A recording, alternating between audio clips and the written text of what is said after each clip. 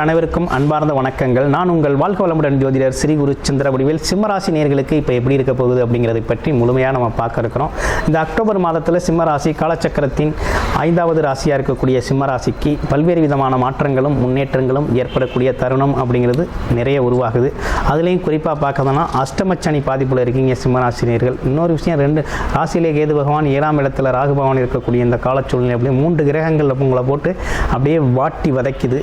ஆனால் இருந்தாலும் இன்னொரு விஷயம் என்னென்னு கேட்டிங்கன்னா, குரு பகவான் யார் என்ன பண்ணாலும் சரி, என்ன செஞ்சாலும் சரி, உனக்கு நான் வாய்ப்பையும் ஒரு வருமானத்தையும் நான் கொடுத்துக்கிட்டு தான் இருப்பேன், நீ அதை வச்சு சமாளிச்சிக்க அப்படிங்கிறது மாதிரி குரு பகவான்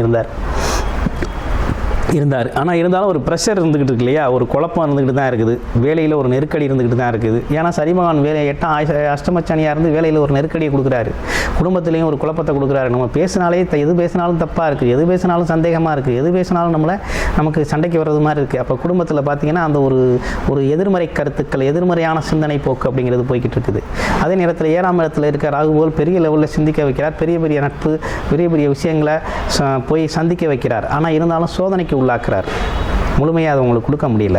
இன்னொரு விஷயம் பார்த்தீங்கன்னா, அஷ்டமச்சனி அப்படிங்கிறது ஒரே அலைச்சலாக இருக்குது, வண்டி வாகன பயணம் சார்ந்த அலைச்சல் இருக்குது. அதே நேரத்தில் வேலை தொழிலுக்காக பல்வேறு விஷயங்கள் போகிறது வர்றதுன்னு பல்வேறு அலைச்சல்கள் இருக்குது. ஆனால் வருமானம் வந்துச்சா அலைச்சல் மட்டும்தான் மிஞ்சுது, உடல் ஆரோக்கியம் கெட்டு போகுது, மனம் சார்ந்த தடுமாற்றம் ஏற்படுது.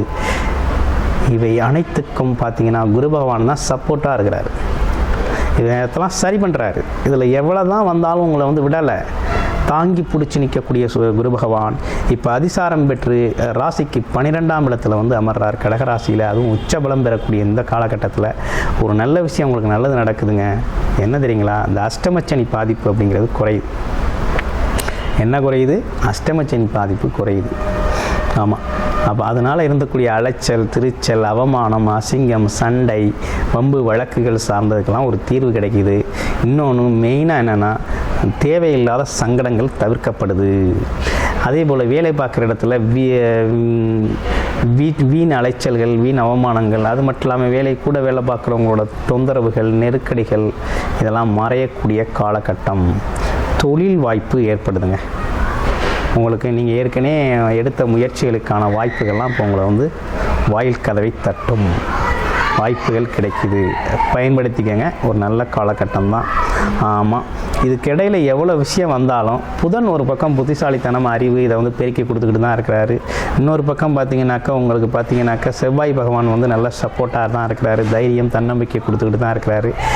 என்ன தான் எவ்வளவு இருந்தாலும் ஒரு ருட்டீன் லைஃப் அப்படிங்கிறது நீங்கள் ரொம்ப அழகாக கொண்டுக்கிட்டு போகணும். இந்த ருட்டீன் லைஃப்பை அஸ்யூஷுவலாக நார்மலாக நீங்கள் நகர்த்திக்கிட்டு போங்க, ரொம்ப அஸ்யூஷுவலாக இருக்கும். எதுவும் புது முயற்சி எடுக்கணும்னு முயற்சி பண்ணிங்கன்னா உங்களோட பிறப்பு ஜாதகத்தில் என்ன தசாபுத்தி அமைப்பு நடக்குது, என்ன லக்கணம், என்ன நட்சத்திரம், என்ன விதமான வழிபாடுகள் உங்களுக்கு உகந்ததாக இருக்கும் அப்படிங்கிறத பற்றிலாம் உங்கள் பிறப்பு ஜாதகம் தொடர்பான ஒரு முழுமையான கன்சல்டேஷன் அப்படிங்கிறத எடுத்துக்கிட்டு உங்களுடைய அது சார்ந்த முயற்சிகளில் இப்போ இருக்கக்கூடியதில் எந்த விஷயம் உங்களுக்கு சாதகமாக இருக்குது அப்படிங்கிறத பார்த்து பயன்படுத்துறது அப்படிங்கிறது ரொம்ப முக்கியமான ஒரு விஷயமா இருக்குது. ஆமாம், எப்போதுமே நீங்கள் அமைதியாக இருக்கிறது தான் ரொம்ப நல்லது. இப்போ ஏன்னா அந்த காலகட்டம் உங்கள் சூழ்நிலைகள் அப்படி இருக்குது. அமைதியும் பொறுமையும் காப்பது ரொம்ப நல்லது. கெட்ட நேரத்தில் தான் நிறைய பிரச்சனைகள் சேரும். நல்ல நேரத்தில் எதுவுமே நம்ம கிட்டத்திலே வராது. அப்போ ஒன்று கிடக்க ஒன்று அடுத்தடுத்துன்னு ஒரு ப்ரெஷரை கொடுக்கும். அப்போ இந்த ப்ரெஷர்லாம் பார்த்தீங்கன்னா சரி செய்யும் வகையில் தான் கிட்டத்தட்ட இப்போ ஒரு காம்ப்ரமைஸ் நடந்திருக்கு. எப்படி நடந்திருக்கு? ஒரு காம்ப்ரமைஸ் நடந்திருக்கு. ஆனால் இருந்தாலும் முழுமையான காம்ப்ரமைஸ் கிடையாது, அதை மைண்டில் வச்சுக்கணும் நீங்கள். ஆமாம், ஏன்னா முழுமையான காம்ப்ரமைஸ் இங்கே ஏற்படலை. ஏன்னா கேது பகவானுங்கிறது ராசியிலே இருக்கிறார். ஒரு உங்களுக்கு உங்களை பாதிக்காத விஷயமா இருந்தால் கூட அதை போட்டு குழப்பிக்கிட்டு இருப்பீங்க, ஒரு குழப்பத்தை உருவாக்கிக்கிட்டு இருக்கோம். அப்போ இதுக்கெல்லாம் என்னன்னாக்க உங்களுடைய தீர்வு என்னென்னா, இந்த காலகட்டத்தில் பொறுமையும் நிதானமும் அமைதியும் தேவை. ஒன்று, புதுசாக எது செய்கிறதுனாலும் உங்களுடைய பிறப்பு ஜாதகத்தை பார்த்துக்கிட்டு செய்யுங்க.